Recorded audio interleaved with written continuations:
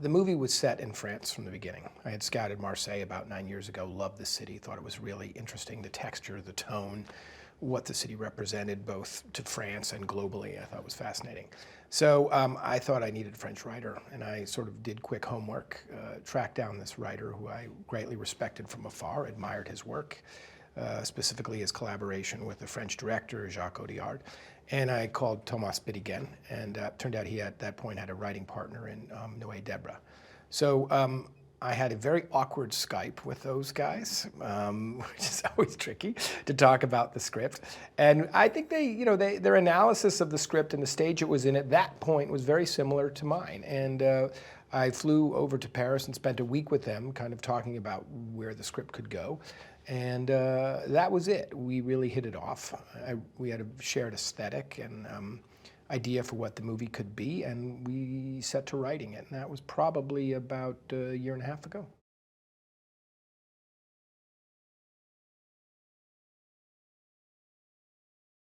There's an investigation, there's a murder, there's stakes.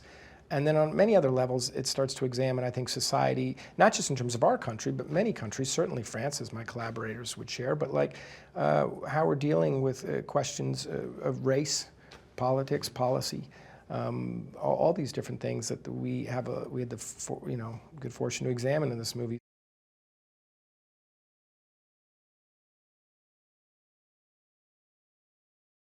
Golin had battled cancer for a long time, as you probably know. I think he was a third-time survivor, and that guy's spirit and aura was that he had just convinced all of us he was never going to succumb to that disease, and sadly we all do. And so it was a testament to him that it was so shocking, because you know he was sick, you know he was struggling, you know he was in pain, but he just kept going. He loved the work, he loved making movies.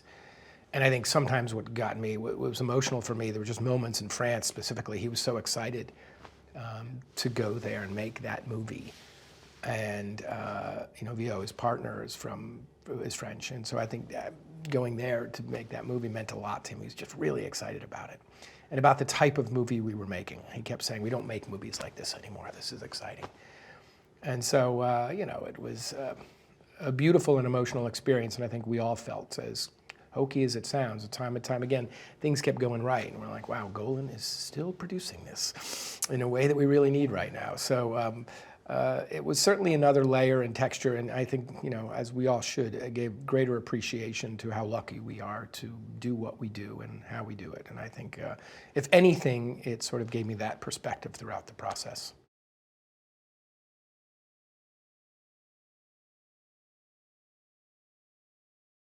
Liza Chasin is someone I had just worked with on a TV show for Showtime, The Loudest Voice in the Room, the Roger Ailes story. And I was very impressed with her acumen. She was relatable, she was strong, she was smart, savvy, and very calm. And we had a few storms in that one, and I had a chance to see her grace under fire. So that was an easy choice for me. And then we needed someone to complement her, because Steve Golin, what Steve can do in one package, a lot of producers can't. So, and Liza understood that. And, I started looking around, producers I've admired and thought would be a nice pair with Liza. And I called Jonathan King, who at that point was a participant, and I said, hey, here's my list, what do you think? And we talked and gave me his sort of counsel on that. And then he called me the next day. He said, I have an idea. And I thought, oh, great. What is it? He goes, how about me? And I thought, is that possible? And he was transitioning at that point. He was very close to Steve, as was Liza. And they both felt, I think it felt like the right thing. As soon as Jonathan said that, I've known Jonathan since I made The Visitor with Participant and on Spotlight, certainly. And I consider him a friend and someone I greatly admire. And so it was an easy choice, and I knew those two would get on, which they did, and it just felt right.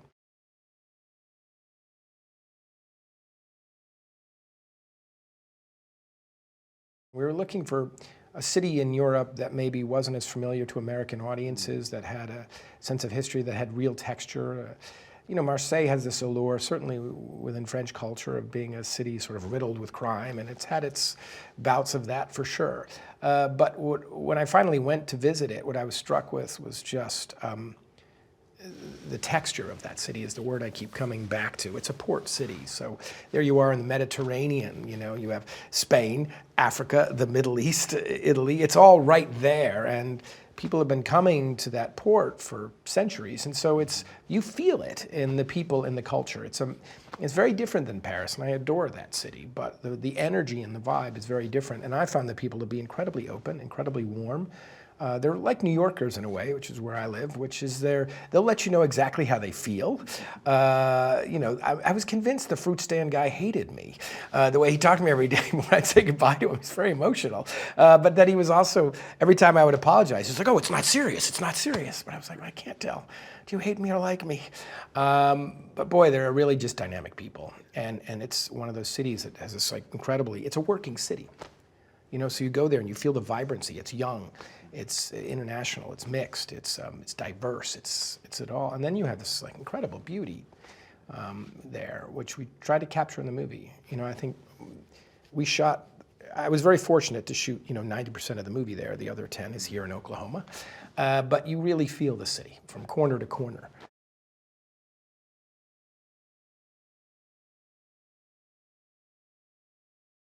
We started looking at Oklahoma, and I'd done a lot of research here. I'd spent time with families, with roughnecks, with the people of Oklahoma to sort of understand where Bill Baker comes from and understand this part of the country a little bit better. I thought, oh, we're going to end up in Texas or Louisiana or Winnipeg. And lo and behold, Oklahoma stepped up and passed a tax incentive that we took advantage of, and here we are. And you know, you really feel the character's trajectory. Bill Baker's, who Matt Damon plays in the film, you feel his trajectory having spent 5 months in Marseille and then landing here in Oklahoma. They are just two very different places in the world, and the movie hopes to capture that.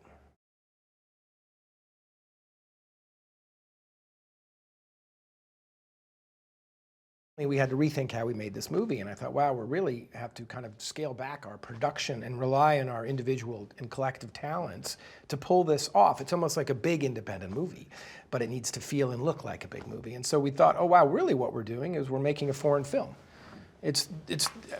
For my money, it's some of the best people in the business sort of collaborating in terms of my team and figuring out how to do this in a way that feels a little bit smaller and more agile in terms of the production size, and then rely on our strengths. But everybody had to pitch in. So take Phil, for instance, Messina. You know, Phil's done huge movies, and sometimes he's days ahead of you on sets. I was like, Phil, you're going to be on my set every day. If something needs to be painted or moved or fixed, you're going to be there to oversee it. And I think we all really committed to that. And you could certainly feel it with our French team. Like, you know, our crew over there was 90% French. And man, learning to work together, I mean, I have such great respect and admiration and flat out love for French cinema. It's been a huge inspiration to me. So to be there in that country and working with those crews and figuring out a way to kind of work together to sort of merge our systems, for lack of a better way, was a little bit tricky and challenging, but really fulfilling and fun. A huge impact on the movie.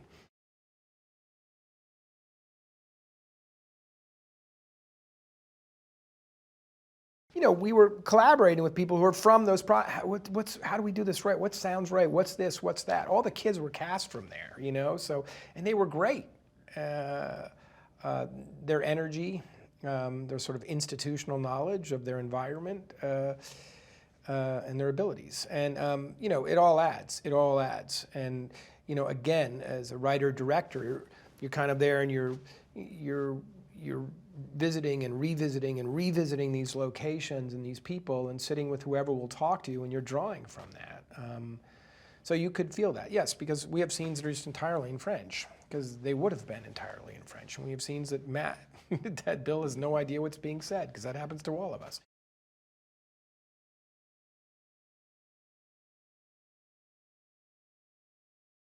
He's an incredible handheld operator. It's how he came up. And two, he's very good at, in terms technically, working with a little and getting the most of light and shaping a scene and finding that quality. And I think it's where our aesthetics really merge. But, you know, we got to a point where we were talking about this movie, how do we do it in this number of days, this fast, with a smaller crew? And he said, I think we should go handheld, and I love that idea. Now, it's brutal on him because he operates, and it's a tough task, both physically, it's very draining. But You know, I think what that gave us was it gave the movie a certain energy. You know, keep in mind, we don't do handheld in the beginning of the movie. Oklahoma, we're on dollies, we're on sticks. Has a more static, it's a different camera, it's a different lens. It's anamorphic here. We're talking about space and full frame. So it's this camera that some of the lenses we use have never been used before. So we're like, let's feel the sort of weight and sort of staticness and the scope of Bill's life here in Oklahoma. And then when we get to Marseille, I wanted to feel the energy of the handheld and the energy of that city.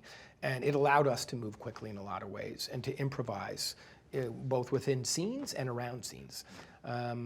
So that was really exciting way to work. And you know, we got back here to Oklahoma and started shooting in a different format, and you can really feel it. And again, I think that speaks to the two worlds that we're dealing with in terms of Oklahoma and France.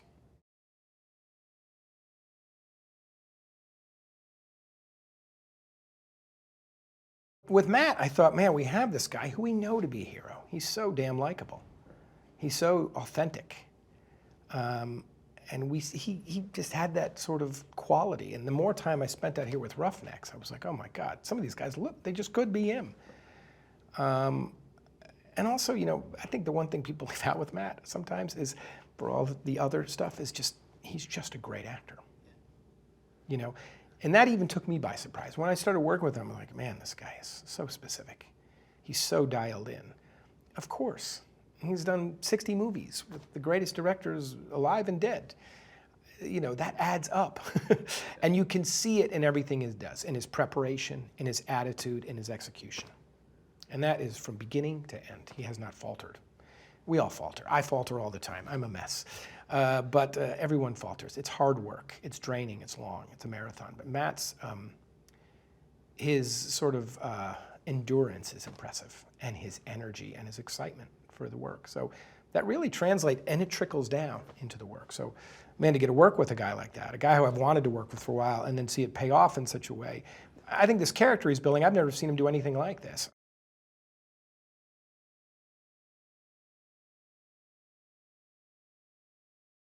I saw a lot of women for that role. Abigail just came in and flat out won the role. I didn't know her. I knew her from Little Miss Sunshine. I'd seen her in things over the years, but I hadn't seen her in a while. And she just walked in and really just grabbed the role. And I remember I was auditioning her 2 days after I was in Oklahoma. I was at a barbecue with a bunch of roughnecks. I met this one guy's daughter who was going to Oklahoma State. Lovely young woman. I'm like, oh, wow, okay, wow, this could be Allison. And then like 2 days later, I was in the room and she walked in. I'm like, whoa. She could have been at the barbecue. And, you know, she came in prepared and ready, and she's been that way ever since. She's a smart, smart actress. She's been working a long time. She's a smart woman. And you can just see it in her work. And she's incredibly directable, and it's been a really exciting, I didn't know where that was going to go. And I don't mean in terms of her performance, I mean in terms of her character. It's in some ways the trickiest character in the movie. And boy, she has understood that responsibility, and she's rose to the challenge, and she's sort of walked this fine line of strength and vulnerability throughout. And you know, watching her and Matt in those scenes in the prison over the last 4 days of shooting in Marseille was really exciting. I think it's the heart of the movie in some ways.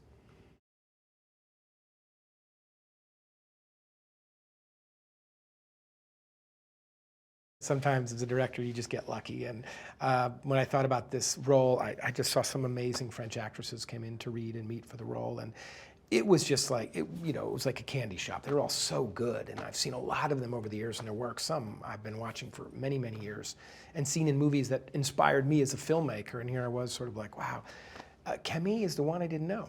And a dear friend of mine, Stéphane Fauquinos, who's a writer-director himself and a casting director for many years in Paris, said, you have to see this woman. He read the script, he's like, and he was right. And I saw her on the show that's on Netflix right now called Call My Agent. I recommend it. She's terrific in it. I went over, I met with her, and then she came in and read, and she was the complete package. You know, she reminded me of an actress sort of in the vein of maybe Amy Ryan or Patty Clarkson or someone who is sort of both actresses I've worked with, but these great actresses who come up, who pay their dues, who work hard and then get their moment and make the most of it. And she's just a full package. She's funny, she's deep, she's got levels. And she was, seeing her and Matt together were really fun.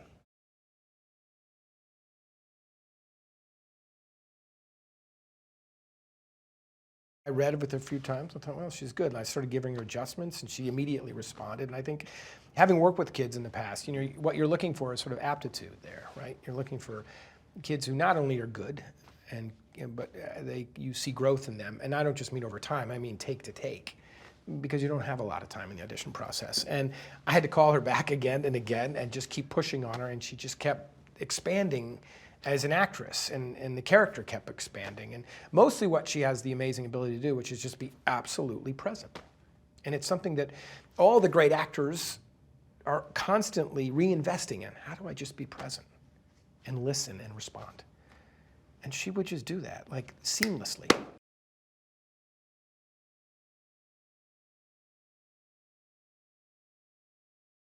I want people, as with all my movies, to be moved, to have to think, to have to consider things and reconsider things. And I think ultimately, one thing I'm sure about is this movie will have an emotional value.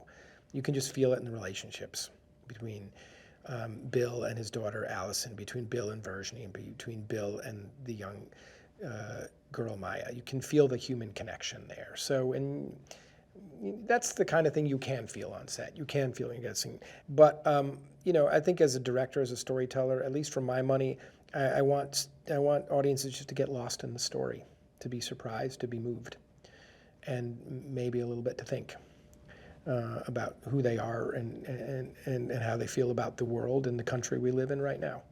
And that's it. There's not a lot of judgment in this movie.